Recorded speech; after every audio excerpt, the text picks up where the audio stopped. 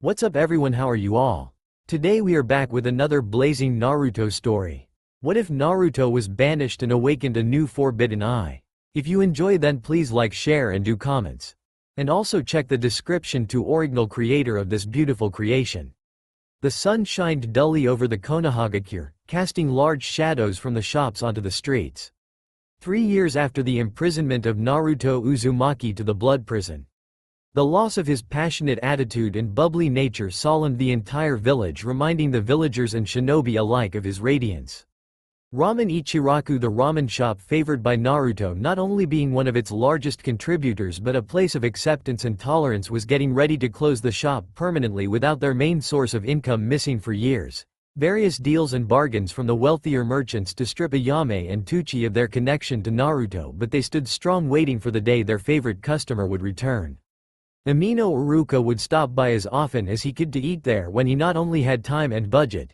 The only other noticeable patron to the homely little stall was Choji Akamichi, Nara Shikamaru, Hinata Hyuga, Kiba Inuzuka, and on occasion all the members of Gai. During Naruto's second year within the blood prison, Jiraiya the Sannin was killed in conflict with the Akatsuki, but due to the terms of his imprisonment, Fukasaku could not notify Naruto of his sensei's death. Tsunade Senju, still retaining her position of Hokage, shut herself in for a time, where even Shizune could not console her. Sakura's training under Tsunade came to a shuddering halt, of which, when was renewed, it shifted from the principle of healing and reflection to ruthless practice and refinement. Sakura was sad to see the shift in her sensei, but blossomed under the training. Kakashi Hitaki outwardly didn't seem affected by the disappearance of his bright student. However, anyone who knew him would tell you differently. He would be late to any mission under S rank for a minimum of 2 hours, and he would no longer read his Icha and seemed tired all the time, and most notably Kakashi would refuse any challenge issued to him by Guy and began losing to the point where Guy would no longer challenge him. Despite all of this, Team 7 never disbanded. Early in the third year of Naruto's imprisonment, Uchiha Sasuke returned to Konoha, accomplishing his quest for vengeance, completed at the bittersweet cost of learning the truth about the night that his family was butchered by one of their own. Tsunade called for blood along with most of the Rookie 9. Influences and bribes from the civilian council ensured his life, but he was sentenced to house arrest and under the watchful eye of Tsunade's Anbu, all of which supported Tsunade's call.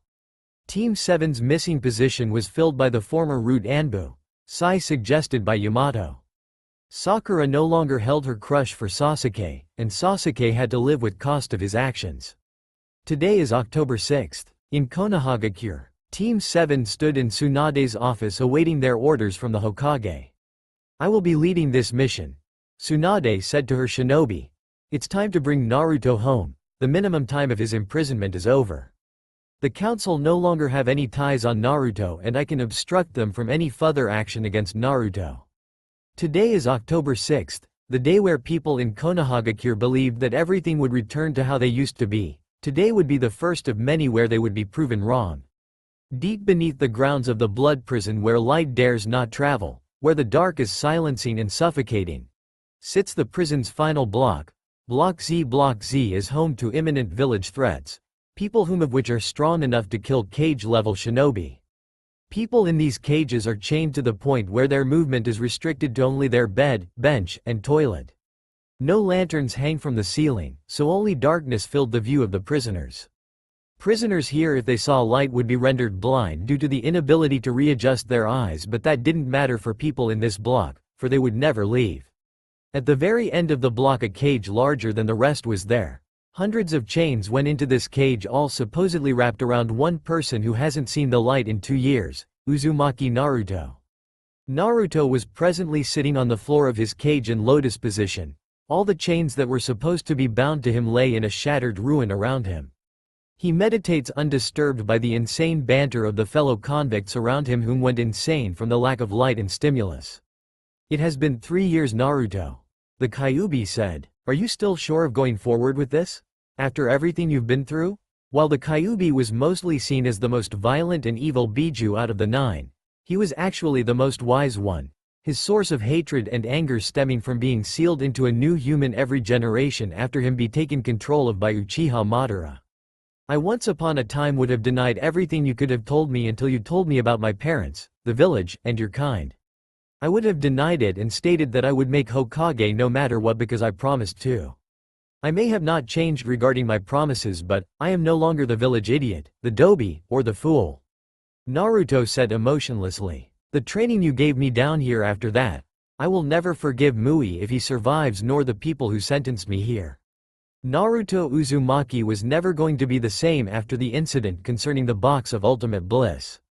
Being left only with the memories of his precious person and with her any emotion or thought that made him feel human. How would these things change you, Naruto? The Kyuubi asked. While he could no longer reject the strength that Naruto has gained under his watch, he was still unsure about why or how the boy changed. Naruto was no longer the little kid who would eat nothing but ramen and use the shadow clone technique as a crutch for a lack of skill.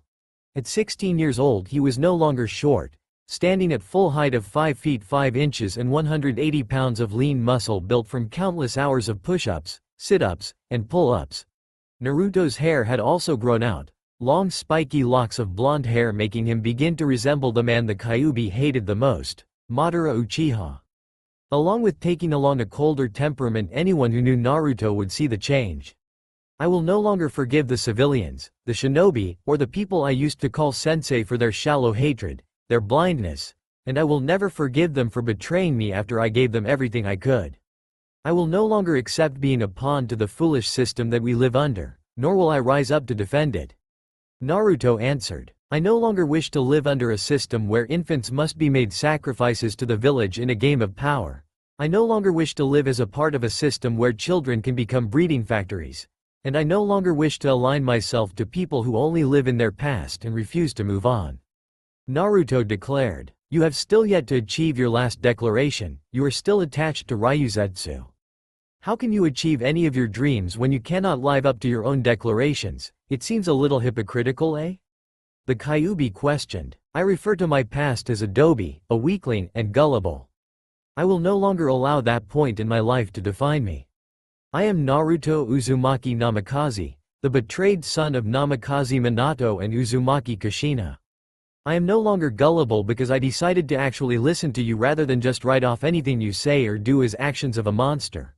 I am no longer a weakling as I have banished my fear to defeat Satori and destroy the box. Eventually, Konoha will call me back either to have me as their fool or their weapon. Either way, once I have what I want from Konoha, I will be leaving. Naruto said as he opened his eyes to the darkness. After all, the minimum terms of my imprisonment have been served. He added in afterthought. If one were to see his eyes, they would have seen the blue that once reminded many people of the sky shift into a frigid gray. Team 7-Sai was ecstatic. Sakura was whooping and cheering at the thought of Team 7 being fully reformed. Kakashi had done the thing no one had seen in a long time. His right eye turned into an upside-down U, which indicated his happy mood. Tsunade was smiling broadly, giddy at the aspect of her blonde knucklehead returning. Sasuke was smirking at the aspect of the dobi returning. Sai was emotionless, having never met the energetic blonde. We leave in 3 hours, Kakashi. If you're late, I'm demoting you back to genin until the brat takes the hat. Tsunade said, jokingly, getting a few chuckles out of Sakura and Sasuke at Kakashi's expense. Now go, she commanded. Each member went a different route to prepare. Sai went to grab scrolls and ink for his jutsu. Sasuke went to the prisons to get his chakra unsealed for the mission. Kakashi went to the bar for a drink. Sakura went to Ichiraku Ramen to join the rest of their rookies for their weekly meal to tell them the good news. At Ichiraku Ramen, Choji, Shikamaru, and Ino all sat together, all enjoying a commonly favored miso ramen. Kiba, Hinata, and Shino weren't far, with Kiba enjoying the beef ramen along with Akamaru, who caught pieces of beef that Kiba threw in the air. Hinata and Shino were enjoying vegetable ramen, enjoying the homely atmosphere provided. Team Guy was also here, all of them enjoying curry. Sakura bust through the flaps that kept the hot air in, breathing heavily but smiling widely, attracting the attention of everyone there. Anyo, Sakura-san, you seem quite happy. Hinata said quietly. Yeah, forehead, if it was any larger I might have to call you Smiley, and that isn't funny. Ino commented, gaining a few chuckles from the rookies. Now Ino-san, Sakura is just now beginning to blossom in the springtime of youth. Rock Lee yelled with tears of joy running down his face, along with the curry of his that he tipped over. Lee, Tenten and Neji said, "Shut up. Now, Neji-kun Tenten-chan. Allow Lee to congratulate Sakura into the springtime of youth." Guy said sagely. "Troublesome baboon," Shikamaru said, earning himself a welt on his head from Sakura's fist, completely from reflex of course. Now that everyone who would input has input their greetings. Sakura, what has you in the over-elated mood today other than our weekly charter to this diner for lunch? Shino asked his question, silencing all the other rookies. Finally catching her breath, Sakura stood up proudly, smiling, and absolutely beaming. She faced all the other rookies in the diner and said, "Team 7 along with Hokage-sama just received the mission, to bring Naruto home. We leave in 3 hours. The rookies were silent for only a moment, and then Guy and Lee both started spouting about youth and how they needed to rekindle their flames to match today's mood. Neji was smiling at the thought of the person who released him during the Chunin exams is finally being freed from his own cage. Hinata did something that was very common of her, she fainted. Ino smirked, looking at Sakura, knowing that she no longer crushed on Sasuke, so Naruto was it currently. Kiba and Akamaru howled and yipped like dogs. Shikamaru was smiling and uttering, "Troublesome blondes," ever now and then. Tucci and Ayame were happy at the thought of their favorite customer returning. Shino's bugs were buzzing. Sakura, finally sitting down at the bar, ordered the special, Naruto Deluxe Ramen. Packed with fish cakes, vegetables, and oranges.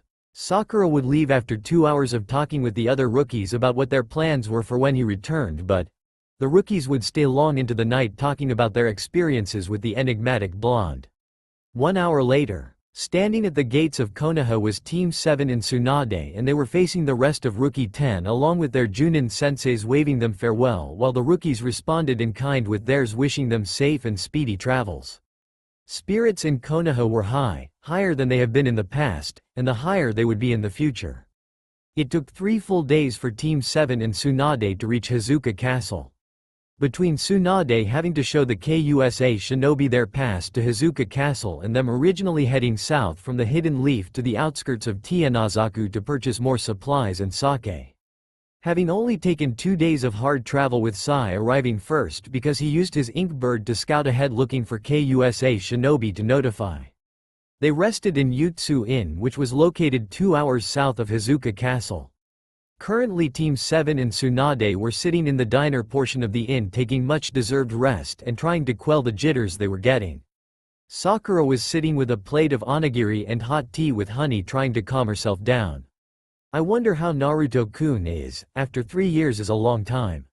Sakura wondered aloud. Tsunade was currently drinking sake bottle after bottle, taking advantage of the fact that Shizune wasn't there and that Sakura didn't care if her sensei become absolutely wasted. "Oh come on Sakura, this is Naruto we're talking about, he'll bounce back from anything," she said loudly, already 15 bottles into her stash. Her face was flushed and she hiccuped every now and then. Kakashi making himself known by H-Ming while just sitting there and reading his Icha, much to the chagrin of the female owner of the inn and her daughter. "Naruto is quite known to bounce back from stress like this, Sakura. You shouldn't worry much," he said, "not to mention Naruto is the only person left in the village that knows Rasengan. That alone can give him status." Sasuke, eating tomato soup with tomato slices, while drinking tomato juice, looked at his sensei. "I thought you also knew Rasengan, Kakashi-sensei? After all, wasn't the 4th Hokage your Junin sensei?" he asked between bites of tomatoey goodness in his opinion. "Well Sasuke, Minato-sensei was indeed my Junin sensei. How the chakra is shaped and formed along with my own chakra nature prevented me from using the technique. Lightning is my main element and in a sense can't be controlled, only redirected, which lead to me creating Chidori to match it somewhat." Kakashi replied with an eye smile. "Somewhat? It matches the Rasengan quite well in terms of power." Sasuke replied, earning a hard glare from Tsunade for his poor choice of words and implications.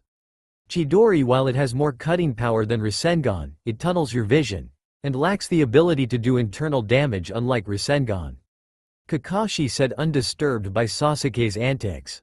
"Anyways guys, it's time for bed, after all it's a big day tomorrow," Tsunade said, noting the full moon in the sky out of the inn's window along With wanting to end the conversation Sasuke had started because frankly it was pissing her off to the extent of swiping him with a fully enhanced slap, which most likely would have taken his head from his shoulders. Yeah, you're right Tsunade-sama, it is really late. I want to be fresh when I see Naruto-kun tomorrow. Sakura said, stacking her empty dishes to be picked up by the innkeeper's daughter and bidding them all good night. After Sakura left, Sasuke left almost immediately after understanding that he was no longer welcome in Tsunade's presence, leaving only Kakashi and Tsunade. You know, him understanding the differences in techniques will allow him to begin to understand Naruto more. Kakashi said, well aware of Tsunade's mood. He is not only the cause of Naruto's imprisonment, he's the one that fatally wounded him, and you want him to understand him more to what so he knows Naruto enough to kill him. She said back hotly. That feeling and those words are nearly identical to the civilians and their attitudes towards Naruto. You're becoming a hypocrite Tsunade. Kakashi said critically. Every drop of blood in Kakashi's body froze from the pressure Tsunade was exerting towards him. Locking eyes with her, he saw the face of the Hokage, a leader who was fearless to the armies of anyone who stood against him. Make no mistake Kakashi, Tsunade stated icly. Sasuke's actions reflect on Sasuke Uchiha. His own actions creating my hate for him. Naruto is not the Kyuubi no Yoko who attacked Konohagakure on October 10. Naruto Uzumaki is Naruto Uzumaki, and the only thing people should feel anger, not even hate for, was the pranks when he was a child. Quite a poor reflection on the boy's father who took you in as his own after yours decided to kill himself, isn't it Kakashi? Tsunade finished standing up and walking to her room, leaving Kakashi in shock. Had he really ignored his sensei's son when his sensei never once ignored him, who held him as he cried, who explained the reasons why his father did what he did? Did he really treasure Obito's and Rin's sacrifice more than the man who gave him his everything when he should have given it to his own son? Kakashi would lay in bed for the rest of the night, unable to rest from the thoughts and memories that plagued his mind, reflecting on his actions concerning his students and debts he could never repay. The morning after was very tense. Sakura woke up early and hit the bathhouse to clean herself and get ready for the meeting. Sai woke up slightly later and did some scouting around the inn and returned a little later to complete his morning routine. Sasuke woke up and went to the cook, ordered some breakfast with a plate of tomatoes along with it. Kakashi sat at the same spot as he did last night in the diner, looking out the window forlornly, a small genjutsu covering the dark bags under his eyes. Good morning Kakashi-sensei. Sasuke-san, Sai. Sakura greeted, coming down the stairs completely unaware of Kakashi's downtrodden mood. Tsunade came after with bags under her eyes and clutching her head. Goddammit Sakura, you should have stopped me last night. This headache is terrible. Tsunade complained, taking a pill from one of her scrolls and her canteen of water, swishing down the bitter pill if her grimaced face was anything to go by. I think I told you this before, Sakura sang. I am the student, not the teacher, therefore, I can't tell you when to not drink. You must decide that for yourself. Tsunade began muttering about disrespectful broths and beautiful alcohol and how they should never mix. With the entire group together eating their breakfast, chatting for a short while before they left to pick up the missing piece of Konoha. When they reached Hizuka Castle, everyone minus Tsunade and Kakashi felt intimidated at the imposing structure. This is really where Naruto has been for the last 3 years? Sakura and Sasuke thought at the same time. Danzo-sama was right, this place is quite fearful. Sai thought, he wasn't as intimidated as his teammates. Tsunade gauged their reactions while continuing forward. She was too close to her gaki to get cold feet now for a prison that unnerved her shinobi. Kakashi just kept walking forward, lost in the thoughts that kept him up all night. When the party arrived to the reception area of Hizuka Castle, they were greeted by a female clerk wearing the standard attire of the prison guards. Tsunade Senju, the Hokage and company? The clerk asked the oncoming group. Yes, we are here to release a prisoner. Tsunade said formally with a tone that said no was not an option. That is fine, the clerk said quietly, intimidated by Tsunade's forwardness. All prisoner releases go through Kayo, the warden. I was asked by Kayo to lead you to her office when you arrived, so shall we go? She said quietly, gesturing to the door behind her. What happened to the previous warden Mui? Tsunade asked. He would be expecting me, and he surely would have let his successor know of any unfinished business.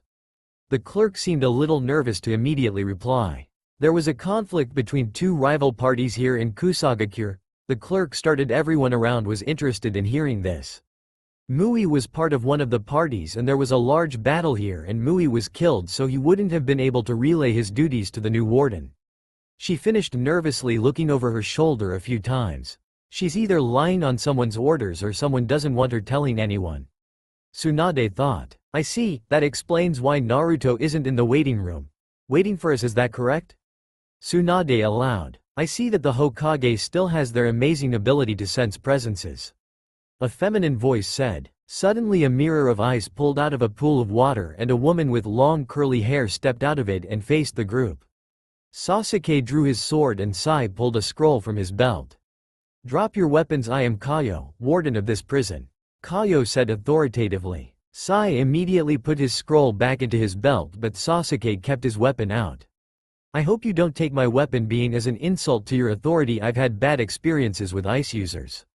Sasuke said coolly. Tsunade clenched her fist and turned towards Sasuke with fire in her eyes that made him wary. I've had bad experiences with the Uchiha clan and having them murdering my family. Should I swear vengeance, Sasuke? Tsunade asked. Sasuke shook his head no violently. Tsunade nodded her head. Then I guess it would be wise if we let our pasts go now, wouldn't it? She finished. Now would be so kind as to sheath your weapon because today is not appease the Uchiha day. Sasuke quickly sheathed his sword and HNED. Now that is over, shall we take this to my office for official business? Kaio asked, making sure the group was ready before moving towards the stairwell. Tsunade nodded and the group followed Kaio to her office at the top of the stairwell. Inside Kaio's office was very plain gray, quite opposite of the lavish reds and emerald hues that were all around the castle. Quite plain. She must not like the job. Well, let's get Naruto home, Tsunade thought as they took places around the desk with Kaio behind it. So, who is the prisoner you would like released? Kaio asked as she pulled out a file drawer, looking at Tsunade to say a name. Uzumaki Naruto. Tsunade answered quickly with no hesitation at all. Kaio quickly began tabbing through folders and reached the end and closed the drawer and opened the other one under it, looking through for a few more seconds and finally pulled out the file and opened it. Imprisoned by the Konoha Council concerning actions during the Sasuke retrieval mission, 3¼ years ago? Kaio asked, looking through his file. Yes, Tsunade said, clenching her teeth at the thought of the civilian council. I am assuming the Sasuke that I assumed this mission is centered upon is the on here today? Kaio asked, flicking an eye to the Uchiha who returned the look. Along with that, I am assuming this is Team 7, the same team that Naruto was in, is that correct? Yes, this is the same Sasuke and the same team that Naruto has been connected with. Tsunade said with a tone that wanted implied no questions. Are you sure you want to let him out with this group around him? Kaio asked, plainly flicking her eyes from Tsunade to every member of Team 7. What are you implying? Tsunade asked heatedly. Are you saying Naruto's teammates and his sensei are not allowed to be the first people who see him freed? Looking at the party and the reason he's here, I am stating that this party is unwise because of those connections. Kaio answered, uncaring about Tsunade's rising temper. Think about how he would feel coming out of prison and the first thing he sees is the person who in a sense led to him being put here because he couldn't be loyal to the village, yet he had great influence in the council and had him landed in prison for doing his job. And the completed Team 7 with 2 of the original members and Sensei with a new addition taking his spot, leading to him being hurt because he was replaced, or the new member as he was simply expendable. The people you brought to this prison may feel they have right, but you clearly didn't think from Naruto's point of view, which is selfish and foolish. Kaio finished sharply. I am the Hokage of Konoha. I know damn well how my shinobi will react to one another. Whether you like to think I do or not is irrelevant. Now get me my shinobi or this prison will yet again need another warden. Tsunade yelled, her chakra beginning to flare. Kaio stood up and looked Tsunade right in the eye, not an ounce of fear on her face nor her eyes. I will get your shinobi, but be warned, every prisoner here after the war in this prison was never the same. Don't think your shinobi was above the rest. I watched a man who was just here to serve out a small sentence of thievery go back to their village and poison the entire water supply, claiming it was to save them from some box. I do not know what happened here 2 years ago, but when I got here half of this place was gone. With that eerie message in their minds, Kaio left to get the requested prisoner. It was only until now did Tsunade ever feel scared, not terror as fear of something but agony in the thought of someone she cared about changing so violently. Team 7 looked awkwardly while Sasuke had the decency to hide his face from shame, knowing now that this meeting wasn't going to go well anymore and was mentally preparing for the conflict. Kakashi only became more downtrodden while Sai was wondering aimlessly about what happened here. Kaio descended, something the guards referred to as the steps to hell, her apathetic attitude unchanging as she pulled a lantern off the wall to see where she was going, for a fall on these stairs would most likely spell suicide from you accidentally falling through the pit drop that was in the middle of the staircase. When she reached the bottom, her mask began to slip and she began hearing the clamoring of madness. When she entered Block Z with her lantern held high, the prisoners in the cages to her left and right began screaming in agony as they were burning. As she continued forward, the screaming continued and she began hearing the prisoners pulling on the chains, trying to break free of them. A voice called out above the wails and chains, "Put the lantern out, the light is causing them pain." A voice yelled from far in the back. Kaio was scared someone was actually saying down here. The voice was unfamiliar and by the way it echoed it was quite far away, but based on the amount of wailing and screaming of the prisoners around here. "Naruto Uzumaki, is that you?" Kaio called out ot the darkness, yelling, trying to get her voice heard of the screaming and rattling. "Yes, now would you kill the goddamn light, they're starting to piss me off." Naruto yelled back. Kaio quickly killed the lantern and to her amazement all the screaming and wailing halted in its tracks. Now understanding that little fact, she walked forward quickly, trying to get in and get out of this place. She kept walking, focusing on the echoes her boots made against the cold stone floor. When she heard her boots stop echoing in front of her and instead began to echo behind her, she put her hand out and felt the cage right in front of her, and she jerked her hand back at the shock of her hand contacting the cold metal. She put her hand back and began feeling around for the door until she finally pulled the latch and opened the door. "Naruto Uzumaki?" Kaio asked quietly, regretting the bag she didn't ask when she had the door closed. "At your service," Naruto answered back. "Let me guess, I am being released?" Naruto asked in a bored tone. "Why yes you are. How did you know?" Kaio asked, slightly disturbed that this prisoner in a sense was waiting on her. "I was made well aware of my sentence here by Konoha's civilian council." Naruto answered. "Are you ready to leave?" Kaio asked impatiently, wanting to leave as soon as possible and drink to forget today. "I guess," Naruto said. "But I will need something to cover my eyes when we near the stairwell."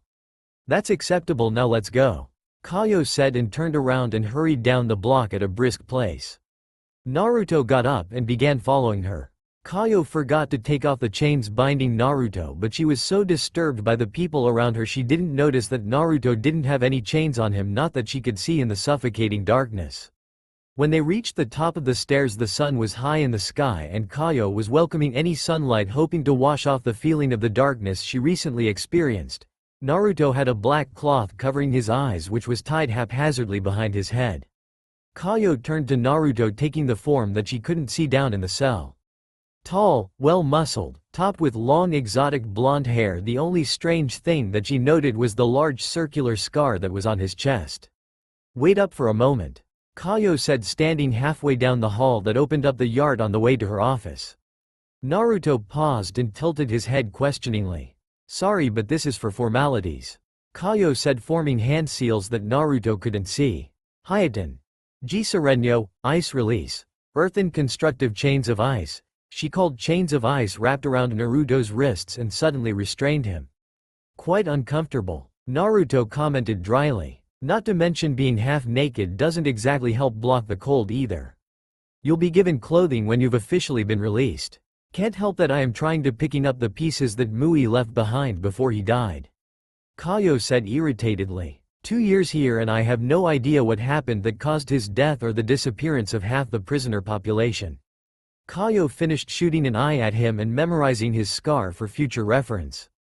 Naruto's breathing halted for a moment as he took in the information. All of his facial muscles twitched and then settled back into his previous demeanor. "Better left hidden, cause anyone left alive will never tell anyone. If they did, then it would only lead to it being repeated again," Naruto said finally. "However, hopefully because Mui is dead that it can never be repeated." Naruto began walking ahead of Kaio, who watched him stalk ahead of her, and she noticed a similar circular-shaped scar on his back, but it was almost twice the size of the one on his chest. Kaio quickly followed behind him, realizing that he already knew the way to her office. At the top of the stairs right before her office door, Naruto stood waiting for her. "Well," he said when Kaio reached him. "Shouldn't you be the first to enter, you know formalities?" He finished starkly. "What are you talking about?" Kaio asked. "You still have to go 2 doors down to the interrogation room where they'll come in and decide if they want you or not." She whipped back, pointing 2 doors down. She turned to her office door and looked back at Naruto, who was gritting his teeth subtly. "Be a dear and let yourself in, would you? I am after all speaking to your Hokage," she said before opening the door and walking in, closing it behind her. Naruto's face turned towards the office door, tempted to walk in just to spite her, but he suddenly smirked and turned towards where he was asked to go. "She's certainly different from you, Haku," he said mentally. He walked to the door he was directed to and opened it and walked through, awaiting Tsunade. When Kaio re-entered her office, she was greeted by Sakura pounding the crap out of Sai, along with Sasuke and Kakashi holding Tsunade back from joining them. Kaio cleared her throat quite loudly, causing everyone to turn towards her, whom quickly got back to their original positions. Tsunade and Sakura looked towards Kaio expectantly while Kakashi and Sasuke were picking up Sai. "Well, now that you all are done acting like children in my office, Tsunade, walk out of my office and enter a second door on your left while the rest of you wait here," Kaio said. Tsunade quickly gained a tick mark on her forehead. "I said all of us are going to see him," Tsunade said, which made Kaio raise an eyebrow. They will just be observing in the observatory room, which they would have followed me to right now if you just went with this instead of making it difficult just because you are the Hokage. I mean, seriously, even the Raikage was better about this process than you," Kaio said tiredly. "Anyways, let's go. The faster you're out of here, the lesser my headache will be." Ushering them out the door, Tsunade going to the door Kaio told her to, and Kaio and Team 7 in the first door before the interrogation room. The interrogation room was how generically most interrogation rooms were: plain stone gray walls, 2 metal chairs and 1 table sitting in between them, and a large glass window to her left. This one breaks the mold, as there was a window on the far wall that let in the light of an overcast day.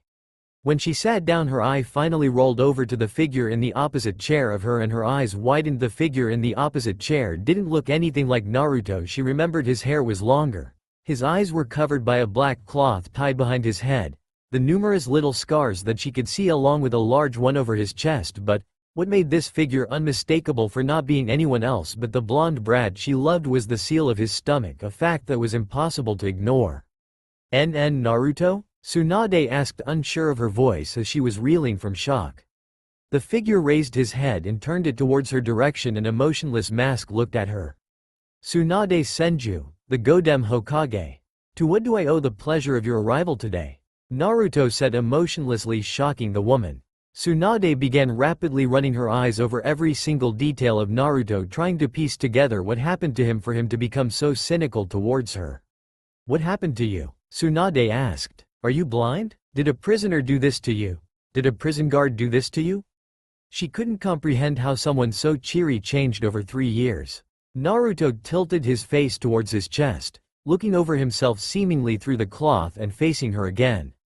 "Didn't Kaio tell you that this place was a war zone at one point? But to finish and move this conversation along, I have been in Block Z, which I assume you're familiar with. Therefore, if I were to remove this cloth and open my eyes, then I would be rendered blind, because my retina that hasn't seen light in some time wouldn't be able to adjust as it once did," Naruto said, flawlessly continuing the lie that he heard from new prison guards, knowing the real reason why. Tsunade was speechless. Never in a million lifetimes did she expect Naruto to be like this. Block Z is a graveyard of shinobi who were unable to either be executed by normal means or would have great public outcry. Naruto being there sent an unpleasant chill down her spine, and the emotionless face didn't provide any comfort. "He's Naruto, he'll bounce back, right?" she thought. "Doesn't matter if he does or not, we're here and we will complete this mission," she assured herself. She admitted it after some dragging out. Tsunade admitted. "You know everyone misses you?" she asked softly, having recollections of Rookie 10 and their little meet-ups at the ramen place. Naruto tilted his head in thought, contemplating his next choice of words. Drawing a deep breath, he caught the scent of the person who was the source of his imprisonment. "Rookie 9, you mean? Last I remember, Sasuke was still a missing nin?" Naruto asked, tilting his face back towards Tsunade. Inside the observatory room where Tsunade and Naruto were talking, Team 7 and Kaio watched the conversation intently. However, when Naruto asked about Sasuke, he grimaced, but all of them realized how detached Naruto was from their lives. Sakura was looking at her sensei, noting the subtle changes in her muscles, while Kakashi was doing the same with Naruto with a wide open eye. "He's leading her," Kakashi said, gaining the looks of them all. "He knows you're here, Sasuke." When he tilted his head upwards, it's a motion that tracking dogs do. Sakura's and Sasuke's eyes widened and turned towards the interrogation room, all attention focused on Naruto. Tsunade was unnerved, to say the least. She didn't think that Naruto would have analyzed her statement so quickly to discover that Sasuke was back in the Hidden Leaf. Yes, Sasuke returned to the Hidden Leaf early last year. He accomplished his goal of killing his brother. He came and pledged himself to the Leaf like his older brother Itachi did. Knowing the truth behind his family's massacre, Tsunade said, summing up the return of the official last Uchiha. "Was Sasuke ever put on trial for my attempted murder? After all, an assassination jutsu to my right lung is near lethal, which is completely against shinobi code." Naruto asked emotionlessly, however he already had a good guess. Sasuke gritted his teeth hearing the question. "What does that have to do with now?" he asked angrily, unhappy about his past being dug up. Kakashi closed his eyes and analyzed the entire conversation from either point of view, trying to determine Naruto's motive. It only took a moment for his eyes to snap open. "He knows the council was in your pocket during your return, and he's checking if they still refer to him the same way because you never were put on trial," Kakashi said. "He most likely would have asked about you in particular if he didn't smell you on Tsunade." The emotion in the room plummeted as they knew about the blonde's tenant and the opinions of the civilians concerning it. Tsunade mentally cursed herself for her naivety. Naruto before and now would have asked this question, and lying now would be unproductive, and he knew it. "I attempted to pin charges on Sasuke for those events concerning the Uchiha retrieval mission. However, the council overruled me and he only has his chakra seal when not on missions and permanent house arrest," Tsunade said. "So you allowed the civilian council to step on you?" Naruto commented, enraging Tsunade. "I may be the Hokage, but I can. You are the Hokage, the leader of the military of the village. Anything concerning the military integrity of the village is your call. Your beckon, not the council's." Naruto interrupted. "At the discretion of the council by the Naidame," Tsunade started. "In a military dictatorship, not a democracy. There is no counter to the Hokage's order except for the daimyo's own word, but it seems that the shakable will of the current Hokage is a counter to their own word," Naruto commented harshly. Silence presided in the observatory and the interrogation room. Tsunade sat there with her mouth open, shocked that he denounced his own cage. Tsunade bit her lip, trying to bite back the tears that were slowly forming in the corner of her eyes. In the observatory room, Sasuke mouth hang agape, not knowing what to say or do. Kakashi eyes clouded, trying to remember the Naruto who used to be the warmth that people could depend on. Sakura was crying and furious in the same beat, tears streaking down her face with fists clenched. Sad that her friend was no longer was the same as she remembered, and pissed that Naruto insulted her sensei and the Hokage.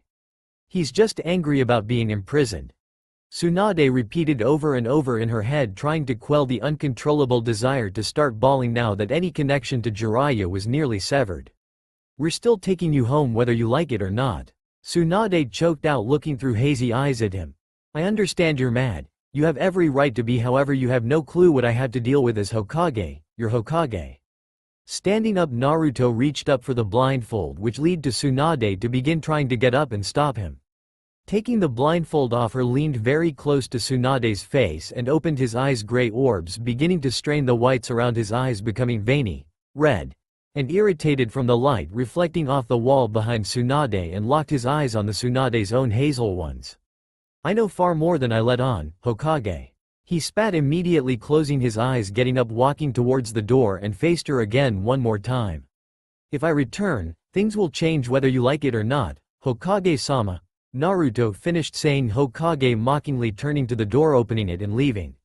The rooms were as quiet as a crypt, but the emotions the people in these two rooms was a maelstrom of shock, anger, and sadness all over their blonde friend, as they were unsure where they stood with him. Everyone who witnessed the event was floored. It was incomprehensible for them to expect Naruto to change this drastically from happy-go-lucky to cold monotone. Tsunade was wide-eyed, staring at the door Naruto left from, not even focusing on the fact that Naruto was still a prisoner, which could not be left on the grounds alone. She was engrossed in the memory of the day during the Third Shinobi World War where Namikaze Minato finally heard the news of two of his genin losing their lives to Iwa and Kiri. She watched the man's eyes change from their sky blue, which emboldened the morale of any troop who looked upon him, to a stormy gray, which people gave him a wide berth when they were around him and at the forefront of the War of the Great Plains, which Kusa was located. Watched him decimate two entire battalions of Iwa shinobi, forcing them to immediately retreat, where he killed one more before he was finally called back by Jiraiya, whom prevented him from killed all 5 battalions of shinobi. Now she had seen those eyes again in his son. And they were directed at me. She thought, shivering at the feeling of that look being focused on her. The observatory room was not much better. Sakura was crying on her knees, being consoled by the socially awkward Sai, who had no idea why everyone was acting this way. Kakashi and Sasuke were shocked into silence, each reflecting and trying to make sense out of anything that happened. Kaio shook her head at the entire scene, knowing that something like this would happen, but she finally remembered her station along with the fact that Naruto left the interrogation room and raced out of the door. Team 7 looked at the door and realized why Kaio raced out and moved to follow her until they heard sobbing that wasn't coming from Sakura and turned to see Tsunade Senju, their Hokage. Without her genjutsu, she constantly keeps up sobbing into her sleeve, trying to keep herself quiet. Sakura immediately rushed out of the observatory room to Tsunade to comfort her, with the rest of Team 7 in tow attempting to comfort Tsunade. Sakura for a moment looked at the door they all passed through and held only one thought in her mind. What happened to you, Naruto? You're not the same as you used to be, and it's hurting the people who care about you. She thought for a moment and focused on comforting her sensei. Kaio was briskly walking through the hall on the way to the staircase, berating herself for not locking the door once Tsunade entered and underestimating the mysterious blonde. She reached the stairs and quickly descended them, looking for the blonde. At the bottom of the stairs she whipped her head left and right, trying to find out which direction he went. The sound of a door shutting made her whip her head to the left and dash towards the door which lead to the yard. Of all the times you want to attempt to escape, you want to do it when you're about to get released. Kaio thought bitterly as she ran out to the yard. Looking across the yard, which she could cross in a minute going full sprint, she locked eyes with her target, Uzumaki Naruto, who was standing next to the wall facing her as if he was waiting. Opening her mouth to call him, he suddenly jumped high enough to land on the tile roof and walk away from her. Silently cursing, she began sprinting to catch up. Doing so, she jumped up half the length of the wall, sprinted the rest and leapt off the roof using her aerial position to locate Naruto. She scanned the hillside in front of her, catching a glimpse of the large mane of blonde hair belonging to the person, and directed her descent to that place for when she landed. Arriving at the last place she saw Naruto, she found a stone cave that wasn't dark, so it was small, but it was on the edge of the lake which had unending whirlpools. Is he suicidal? He's bound and can barely swim, much less fight the current of 3 whirlpools. I could probably freeze that portion of the lake, but now's not the time to test that. She thought and ran into the cave, keeping a close eye on her surroundings. When she reached the short end of the cave, it opened up to an overlook of the whirlpools that were rapidly churning the water and creating waves that bashed against the stone walls that surrounded the lake. Naruto was standing with his back to her, looking down into the water. This is not good for your health, Kaio said bitterly. Shattering the emotions of your Hokage, belittling her position, and all on the day to release you. Not a wise career move, Uzumaki. Naruto turned his head, giving her a profile view of his face with his eyes still closed. That? Oh, that was simply me venting my frustrations. What will come to them later may be much worse, Naruto said. However, I lead you here so you could understand what happened. 2 years ago? Kaio asked, finally getting a lead to the goose chase that she's been enduring since taking office, trying to make something out of shambles of stories, most of which were mad men's ramblings and tight-lipped prisoners who wouldn't utter a word, even being tortured to loosen their lips. She walked up next to him and peered down into the water, not seeing much. Is there something here I'm supposed to be seeing? Kaio asked, trying to peer deeper into the water. Yes, but not from this viewpoint, he said as Kaio felt a foot on her lower back and kicked her into the whirlpools below. Naruto mentally shook his head at people's naivety as he walked away from the edge and waited. Her lungs were acting with exhaustion as she was holding the half-breath she had before she was kicked into the water. The current was buffeting her and dragging her closer to the whirlpool. She was working hard toward the surface to catch her breath but found that the current was too strong and pulled her into the whirlpool. Her head broke water and she was being swung around by the funneling water but took a moment to gather a deep breath. Her mind was in overdrive. Naruto was in her ice technique, which means he can't mold chakra, but his words still rung in his head. Not from this viewpoint, would that mean I? She connected the dots. He kicked her down here to see something that needed her to be seen from here. It's down here, she summarized. She looked down into the murk but could barely make out anything. Varying degrees of black. Her lungs began to burn with her need for oxygen, which she pushed back towards the cyclone of water and pushed her head out for another breath and dived again, this time deeper and deeper, until suddenly she noticed a stark change in her surroundings. The water stilled around her and right in front of her was a gigantic cube-like structure with jutting faces. Is this the box? She wondered. Suddenly something resonated within her. She felt scared. Terrified, she looked at the box and saw one of its faces opening and the water flowing into it, pulling her along with it. No, how is this happening?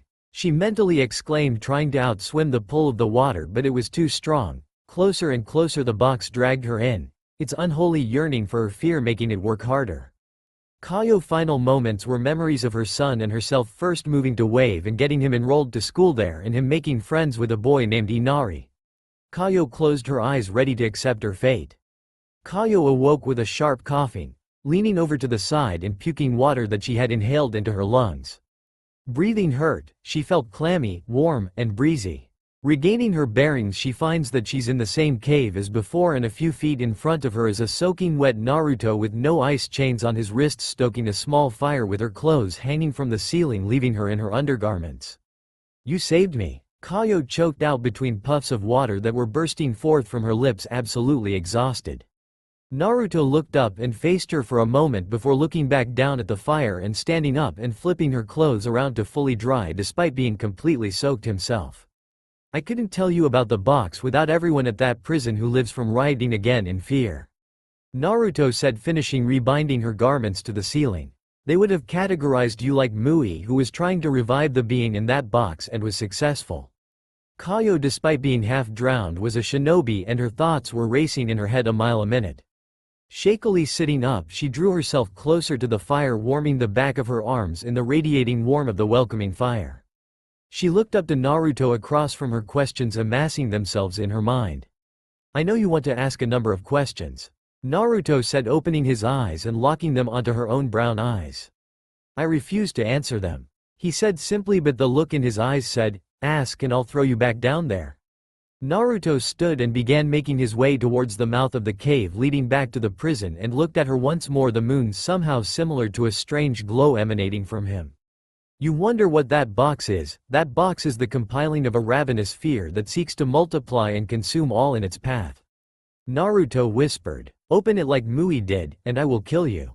With that dark warning, Naruto leapt off into the night, traveling back towards the prison grounds, leaving Kaio alone in the cave. Kaio would leave soon after. Emerging from the cave, she took in the landscape around her, and the only thing she noticed was a large stone with a sage and olive green bandana wrapped around it, as if it was some kind of memorial, leaving Kaio to only wonder about Naruto and his connection to all these events. The Konoha group returned to the inn after their confrontation with Naruto to lick their wounds and plan for tomorrow, since apparently both Naruto and the warden Kaio ran off to who knows where. Tsunade was drinking sake like it was her only lifeline, constantly repeating in her head that Naruto is only angry about being locked away from his friends. Kakashi was pondering all his actions with his students and reflecting on decisions that he should have done a different way. Sakura was eating, pondering how badly she should be the crap out of Naruto for hurting her sensei and about how much he's changed. Sasuke was wondering if the blonde fell into darkness like he did and had no one to pull him out of it. Sai, however, was sitting at one of the inn's tables with a scroll and ink, recreating the scene that he saw the moment he came into the observation room. Naruto sitting bound at the table with a cloth wrapped around his eyes. Well guys, it's obvious to say that the meeting didn't go over very well, Kakashi said, trying pathetically to bring up the spirit of the room. You're telling me, Sasuke said, picking at his tomatoes with less ferocity than what he had the night before, tapping his finger against the wood like a metronome. When I get my hands on that. Sakura began grinding one of her fists against her opposing palm in a threatening manner. Maybe we should just let him go. Tsunade said meekly, still broken from the harsh attack from someone she'd never expect. That would be illogical, Sai said, attracting the attention of his comrades and leader. I may not know Naruto as you do, but it seems that we may have underestimated him. Wouldn't that be a source of anger for everyone? Not to mention, if Naruto was, or like anything you all have said to me, then the meeting should have been unorthodox, simply having them release him to us and all of us meet him together. If he was angry, he wouldn't have said anything, otherwise he would be sent back, as together we would have enforced Tsunade-sama's status of Hokage. Or, he would have been so shocked that he would be speechless and happy to see you all again. After all, aren't you his friends? Sai said with some finality, rekindling a dwindling flame inside the people around him. Tsunade sobered up and thought about it, kinda smirking about it, thinking about the brat, but quickly solemned up, remembering the conversation. Naruto was truly angry, he wouldn't have just accepted us, Tsunade began. Because you tried to hide things from him. Sai said. Anyone, especially those who've been away for a while, would be quite angry for people hiding things from them. Would Naruto truly acted differently if we didn't try to treat him like a run-of-the-mill shinobi when you all put him on a higher pedestal than that? The entire party was speechless at Sai's analysis. For a root, they truly expected him to be emotionless and maybe even suggest killing Naruto for speaking out against the Hokage. So you're saying, if all of us were to just go in there tomorrow and open up to him immediately, he would react better than what happened with Tsunade? Sasuke asked, genuinely wondering if the last of Danzo's root was actually intelligent or incredibly stupid.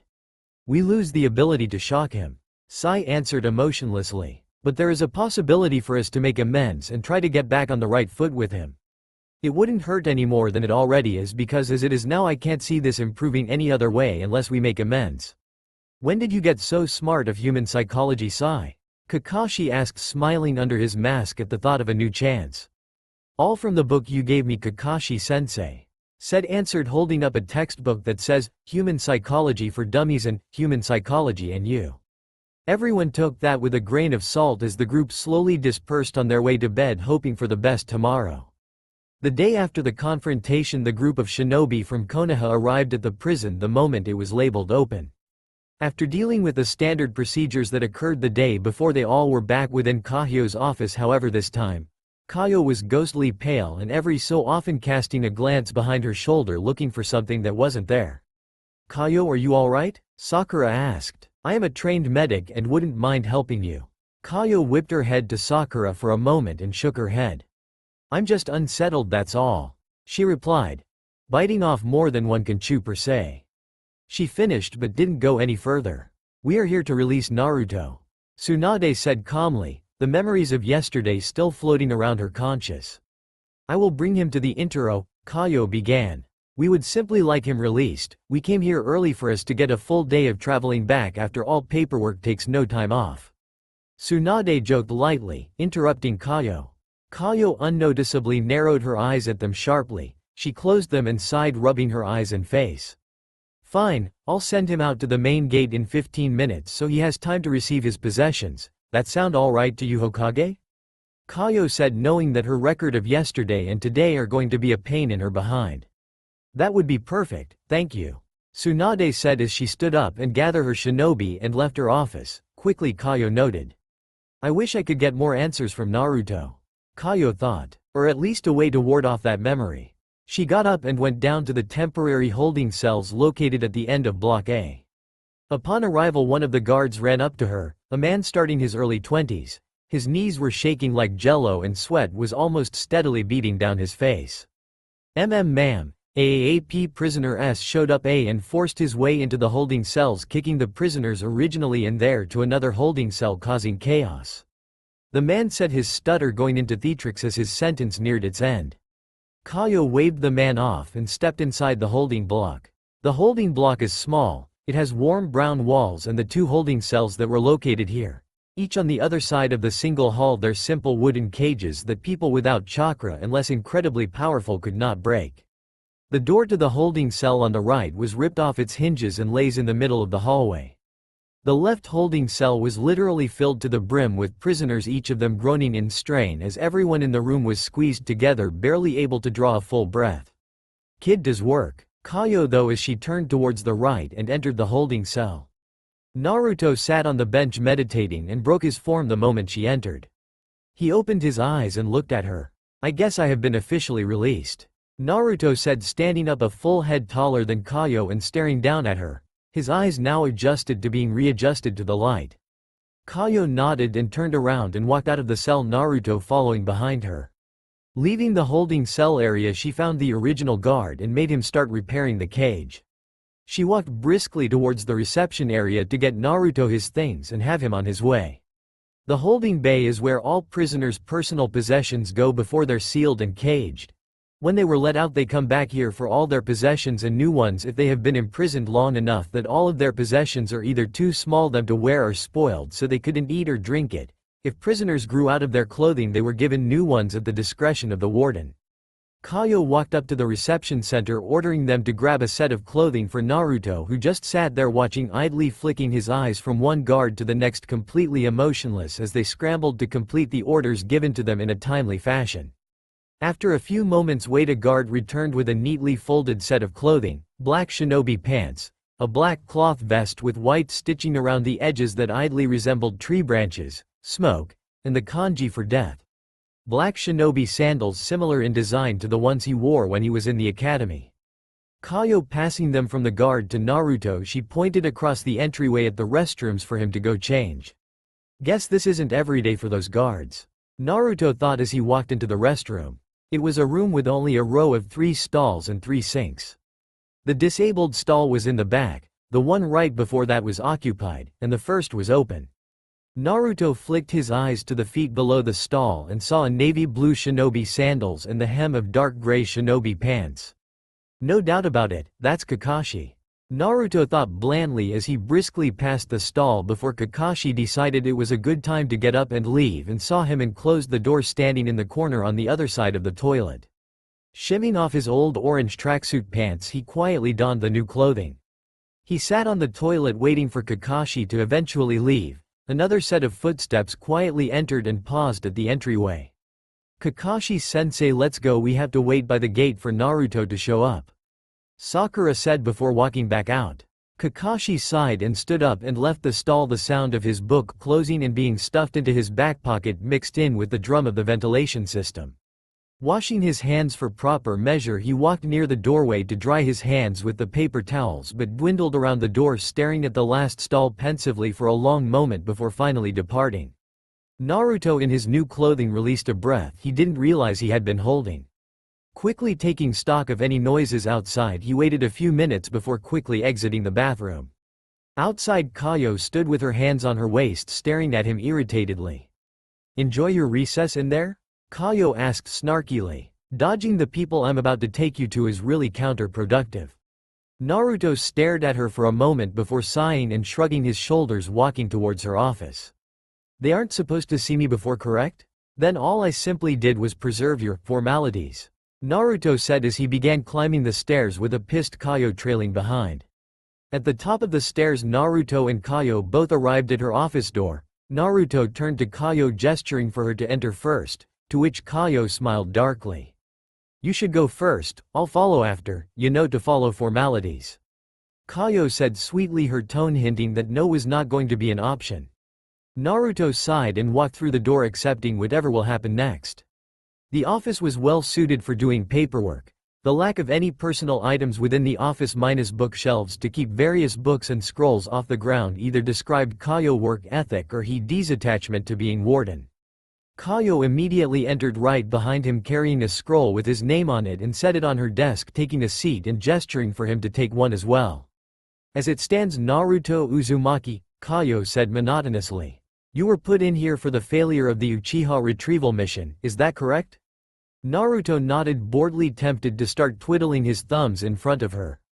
"As the request for your freedom, I, Kayo, the warden of Kazuki Castle, hereby release you from imprisonment."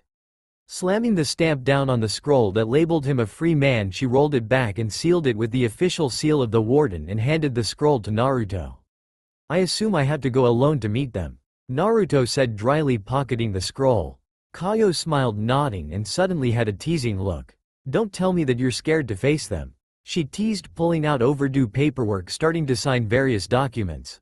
Plus, don't you want to leave? I don't believe that anyone would like to have stayed where you were, not to mention you adjusted quickly enough to stay out of there. Naruto huffed and made his way to the door, looking back at Kaio one last time. I hope you remember what I said. On that sentence he left. Kaio frowned at the seriousness of his tone, solidifying the fact that whoever comes into contact with that box will remain changed forever. Walking through the halls, Naruto reminisced on the day he was brought here in Yamato's wooden cage, the feeling of betrayal, and no one to count on. Using these feelings, Naruto quelled any thought of feeling apprehension and entered the courtyard in front of the gate. With Tsunade and Team 7, when Naruto opened the door, they all held their breath. Seeing him free was something that everyone, including Sai, wanted to see. Tsunade began walking towards Naruto as he stalked his way towards them and stopped a few feet of him and bowed her head. Naruto, I am sorry for holding things from you that I shouldn't have. I should have been more forthright about the Sasuke, and you're right, I was weak.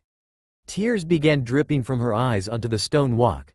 I didn't do my best as your hoe. Stop, Naruto said, making Tsunade stare up at him, tears beading down her face. Team 7 standing callously off to the side. Naruto's eyebrow was slightly twitching. He had no response to this sudden apology, however he caught the eyes of Team 7 watching them. His mood soured as his eyes wandered to Sasuke. Tsunade was shocked at his outburst, gazing up at him. Let's just go so I can think, Naruto said, pinching the bridge of his nose as he walked through the gate out of Hazuka Castle, quickly followed by Tsunade and company. Team 7 sighed, trying to hide their smiles just in case Naruto looked back. Traveling from the hidden grass was somewhat quick. Team 7 followed by Tsunade, then followed by Naruto, made it decent pace.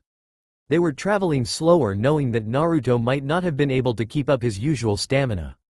Settling down at night was awkward. Naruto adamantly slept outside alone, and barely anyone got any sleep, thinking he would run off during the night. However, when morning came, Naruto remained, so they let him do as he pleased for the 2 days it took to leave the hidden leaf. When they arrived past the border into the land of fire, they dropped down to the roads and walked at a civilian pace to relax and enjoy the familiar climate and surroundings. Naruto trailed behind them, all eyes closed, listening to the sounds of the forest wildlife. Thing you want to do when you get back? Drawled his attention back to reality. He opened his eyes and focused on Sakura, who asked the question. Most likely, I will probably get resettled into my apartment, then if it isn't too late, find something to eat. Naruto said, not really thinking about it. Oh, Sakura said, seeing Naruto's logic. She was hoping that he'd try to spend time with his friends. Naruto closed his eyes and zoned out again, making Tsunade, who looked back seeking desperately to talk to Naruto, silent, thinking he wouldn't respond to any more questions. Oi fox, you up? Naruto thought towards his tenant. A deep growl emerged from his mind. I was, until you awoke me. Kyuubi said, his voice booming across the expansive system of corridors that represented Naruto's mind, much of it shrouded in darkness. What is it you want? Nothing, other than waking you to get ready for the oncoming calamity. I hear my mind gets dull. Naruto thought neutrally. Pardon me for wanting to give you some entertainment. The Kyuubi said nothing. He laid back down into the pool of water at the bottom of the cage, but he didn't close his eyes to sleep, but to watch Naruto make his moves for his future and the calamity it will bring to the people who thought they were his friends. Silence prevailed among the group until they reached the Hidden Leaf Village in the middle of the night, where Tsunade stopped them after they passed through the wooden doors in the walls surrounding the village. Team 7, you are dismissed. Get a good rest, mission accomplished. She said formally to them. Kakashi, Sai, and Sasuke depart in a body flicker immediately. Sakura lingers for a moment looking at Naruto before disappearing in her own of Sakura petals. Tsunade faced Naruto, a soft look to her face and an air of fragility to her emotions. To your office, I assume. Naruto presumed on the grounds that he most likely would be relocated to the apartment he was living in before his time within the blood prison. Tsunade nodded and they walked through the village Hidden Leaf under the cover of night. On their walk, Naruto took a note of the decrepit look some of the buildings had, the unpreserved streets that are beginning to have lines from the constant wear from wagons bringing goods into the village. When they arrived at the Hokage's tower, there was little changed from when he last was here. When he walked inside he saw the cracks forming on the wall and the dull floorboards that haven't been polished in quite some time. Tsunade's office wasn't any better. The resulting damage from her losing her temper on whoever the unlucky person was could be traced from the holes in the wall shaped like them. Konoha is in the dumps, it seems. Naruto thought and heard the Kyuubi snort. Your alliance with the leaders of major trade partners of Konoha. Losing you most likely ended with them terminating any agreements they had with Konoha. The Kyuubi informed him. You forgot how much people wanted to gravitate towards you.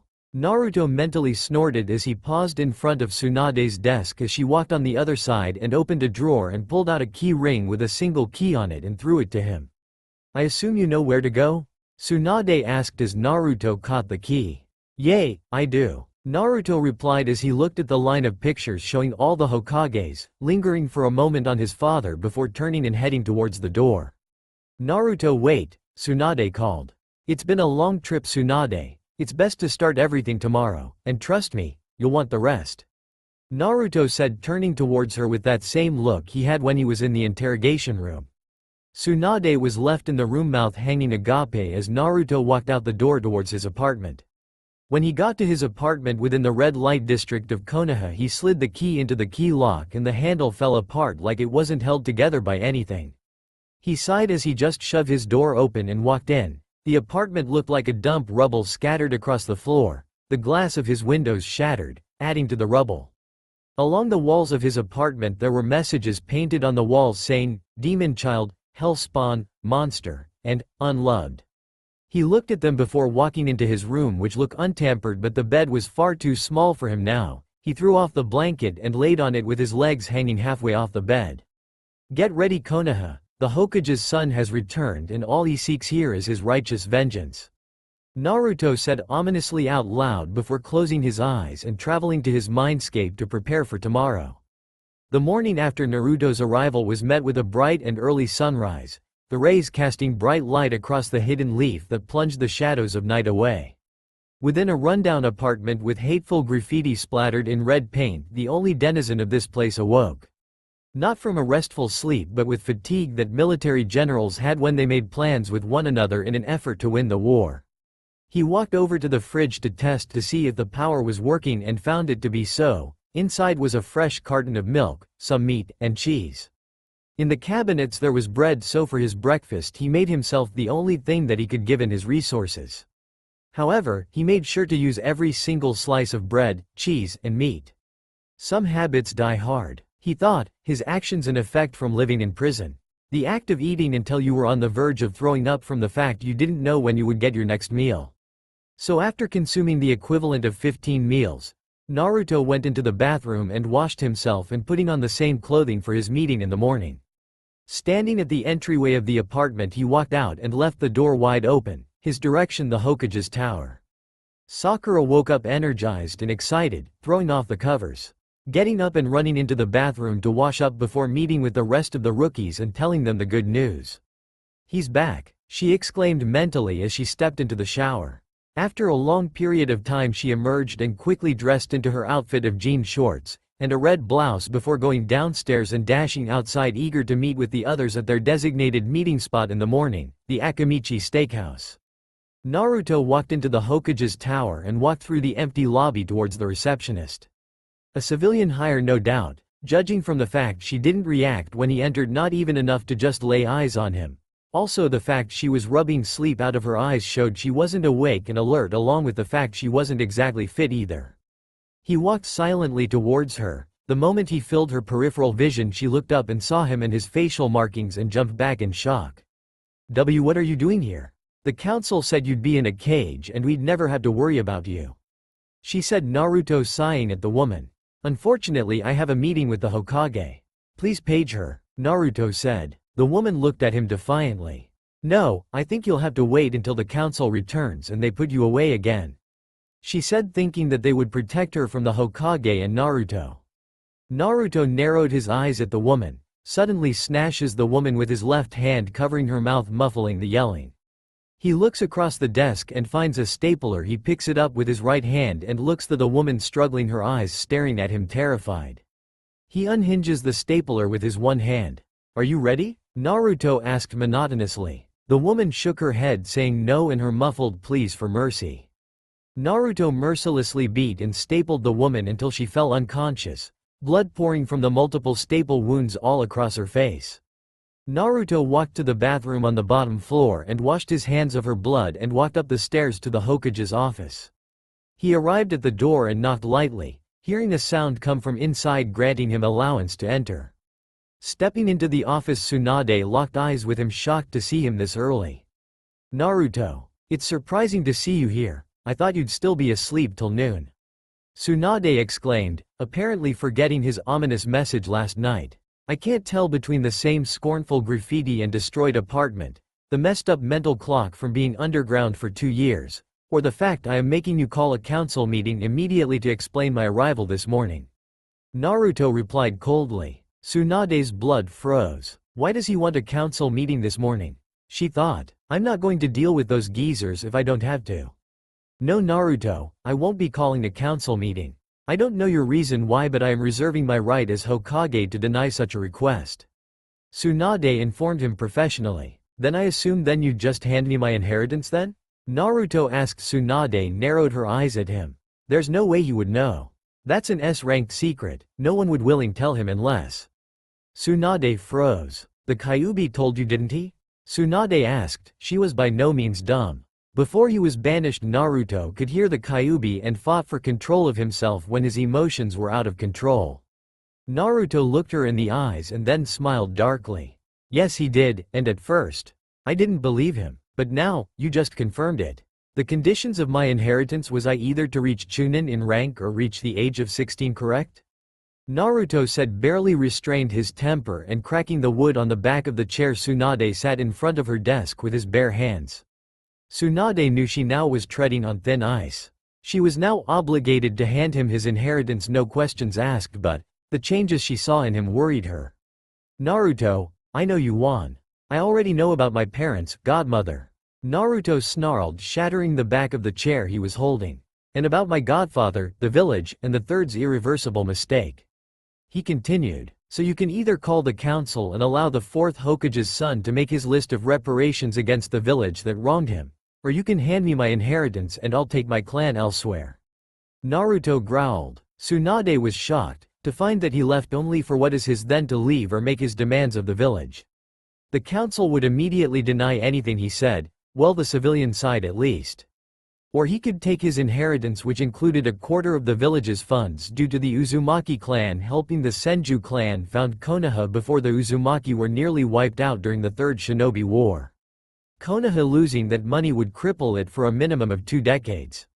And if I do neither? Tsunade asked, weighing her options, leaning towards saying no. Naruto's entire demeanor became fully sinister and got very close to Tsunade. Then I will become the monster that they blame me for, he whispered. Immediately after, he got up and turned towards the door and walked out of her office. When he opened the door, Shizune was standing right outside and rushed into Tsunade. Tsunade-sama, something horrible has happened. Shizune shrieks frantically. Shizune, what happened? Asked Tsunade, focusing on her job as Hokage over her feelings.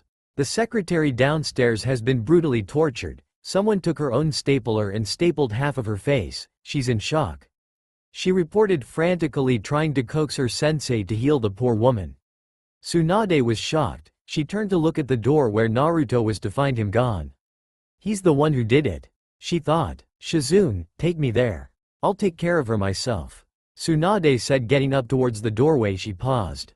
Actually, Shizune sent a hawk out to the Jonin senseis of Rookie 11. Tell them it's serious, Tsunade said before departing to her patient. Naruto immediately left for the Forest of Death. The reason? To train alone. He knew that he'd most likely somehow bump into the kunoichi that dwelled there. Anko, was it? His mind were focused on his next steps, and as he entered the gate he didn't notice a set of pale eyes staring him down as he entered.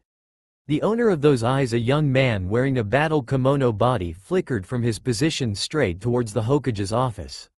The Forest of Death was a dreadful place to everyone who entered it, including Naruto, until he left prison. No one would bother him here except Anko, but even then, the chance of that occurring was small. He walked along the small stream going towards the tower that rested in the middle, reserved for the Chunin exams. He did this to enjoy the scenic route towards the far end of the forest, hide his scent from some of the more aggressive animals that dwelled here, and to chat mentally to the Kyuubi. "Oi, Fox, are you up?" Naruto mentally asked his tenant. "I am now, what do you want?" The Kurama groggily replied after a few minutes, trying to throw off the sense of slumber. "Wind nature manipulation, what are the first steps?" Naruto asked, passing the tower in the center, pausing to sense his surroundings and finding nothing amiss. "When you reach where you're going, hold a leaf between your hands and try to slice it with chakra, that is the most basic step." Kurama answered. "I guess, I'll refill your reserves when you deplete it, assuming you use shadow clones to speed up the process." Naruto mentally thanked Kurama for the helpful answer without any sass and found an elevated hill that had a clearing in the forest and picked 100 leaves off an assortment of trees around the clearing. Without moving his hands at all, Naruto cloned himself 100 times and passed a leaf to each one, who then immediately began to practice cutting the leaf with chakra. Naruto himself, however, climbed a tree and sat into lotus position and began trying to gather nature chakra. A memory of Jiraiya fluttering to the front of his mind. "Who are you?" a young Naruto asked. The man standing in front of him, peeking over the walls of the onsen to spy on women, turned to the boy. "Who am I, you ask?" The white-haired man asks, getting a nod from the boy. "I am the great toad sage Jiraiya, one of the 3 Sannin." Jiraiya exclaimed while standing in a ridiculous pose. "Eh, great sage, yeah right," Naruto said sarcastically. "You're just a pervert who peeks on women, and you use that name to justify your actions, so I don't call the Anbu on you." Jiraiya was shocked at this revelation. The boy did not know who he was. He immediately pulled Naruto to the side of the onsen and summoned 2 toads. One had purple hair and was female. The other had white hair and was a male. "Jiraiya boy, what have you called Ma and myself here for?" the white-haired one asked. "Yay, I'm working on my fly stew too," the one dubbed Ma said angrily. "Look guys, I'll tell you later, can we enter sage mode for a moment?" he asked hopefully. The white-haired toad looked over to Ma, who looked back at him. Both sighed and nodded.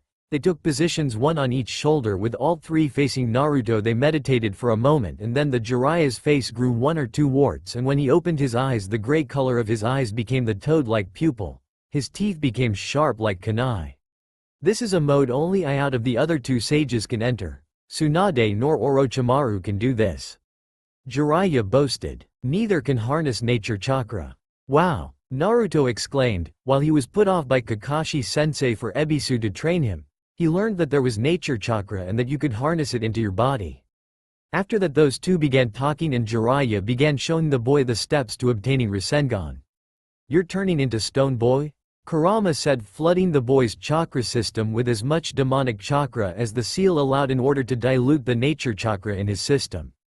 Shaken by that, he quickly stood up and stretched his muscles and formed a one-handed Rasengan, dispelled it and reformed it again, putting bits of the nature energy into it until it was an amount he could control, the demonic chakra in his body preventing the nature chakra from petrifying him. With that crisis evaded, he turned to all his clones, who by now had gathered new leaves after shredding their original leaves, continued slicing them in half. Some of them were doing multiple leaves at a time. With a gesture, all the clones dispelled in groups of 10, leaving Naruto with a massive headache that he sat there and allowed himself to attempt the clones' training. Instead of a leaf, he used a large rock about the size of both his fists balled together. Closing his eyes, he focused on the chakra inside and forced it into his hands, where he thinned it to a fine edge and dragged the chakra across the rock. When he opened his eyes, he held 2 halves of the rock sliced cleanly through. The rock was also a geode, the central mass being an assortment of ruby-red crystals. After admiring his handiwork, he immediately looked to the sky to see that it's the beginning of the afternoon. "Are you holding off on step 2? Kurama asked Naruto, sensing the boy reading to leave. "No," Naruto replied. "I'll finish when there is no kunoichi watching me." On the opposite side of the clearing, hiding in the forest, was a purple-haired kunoichi with a stick of dango hanging out of her mouth. "This is quite interesting," Anko Mitarashi thought before pulling out 2 kunai and throwing them. Naruto turned and leaned back out of the way of the 2 kunai as they slipped past his head and turned to face the assailant. "Thank you for allowing me to get up at least before attempting to draw blood again, Anko," Naruto said monotonously. The pineapple-haired woman smirked as she drew 2 more and rolled the stick of dumplings on her tongue. It'd be rude of me to kill you before finding out what you're doing in my forest, Anko said pleasantly. The smirk on her face seemed forced to Naruto. You're an outcast, Naruto said, tilting his head, looking at her, then to the forest around him. This to you is what the fourth Hokage's head was to me, I assume? Naruto asked, knowing of the feeling, of a place to be without anyone judging you, or at least not hearing it. Suddenly having to dodge 2 more kunai, he leapt back to another branch as Anko made her displeasure known, unknowingly disturbing the hatred that dwelled deep within her.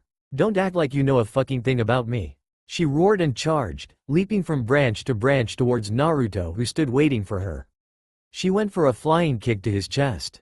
Naruto, instead of dodging the incoming kick, crossed his arms and took the kick head on, sending him flying back. He flew back as he descended down after being kicked from the branch. The back of his legs hit a branch, and using the momentum he swung on the branch and dropped to a branch underneath it and looked back to Anko. Naruto, maybe you shouldn't have pushed her buttons. Do you remember how you treated anyone who bothered you on the Hokage monument? Kurama asked, trying to steer this event from becoming a metaphorical shit show. Naruto mentally grimaced as he remembered the times he nearly pranked someone to death. His most common method: tripwire near a large set of stairs. He remembered Hiruzen pulling him aside after getting 3 other bullies his age in that trap and seriously injuring them and getting quite furious with him, but Naruto lashed back just as angrily, which made him actually win the debate. Dodging another kick sent towards his face, Naruto left his nostalgia and focused on the task at hand, weaving in and out of Anko's rage-charged punches and kicks.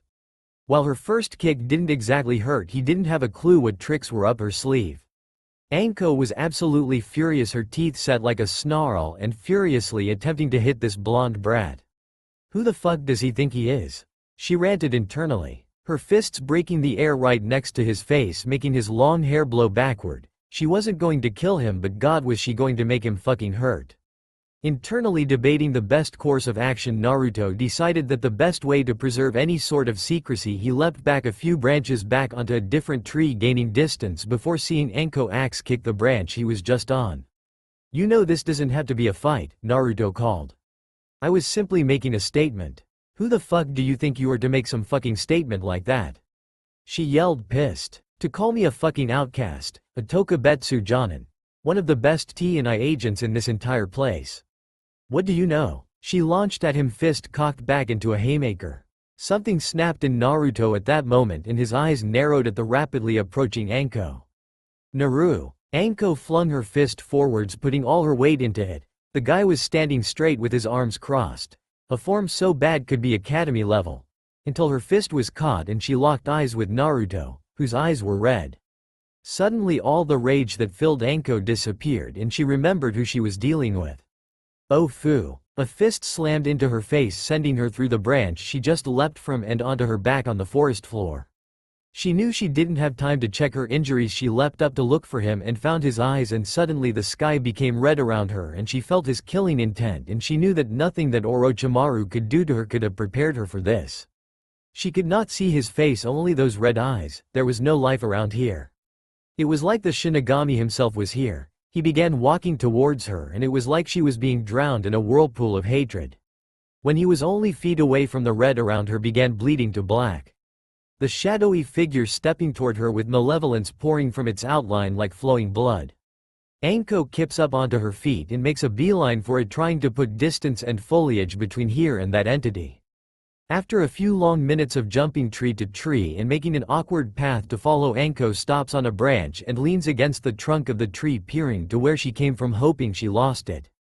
That feeling, the feeling of looming dread, had not left her, not one bit.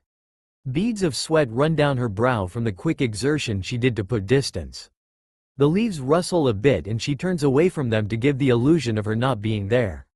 A soft collision between a pair of sandals and the tree branch on the other side of the tree above her current position brought that feeling of dread back full force.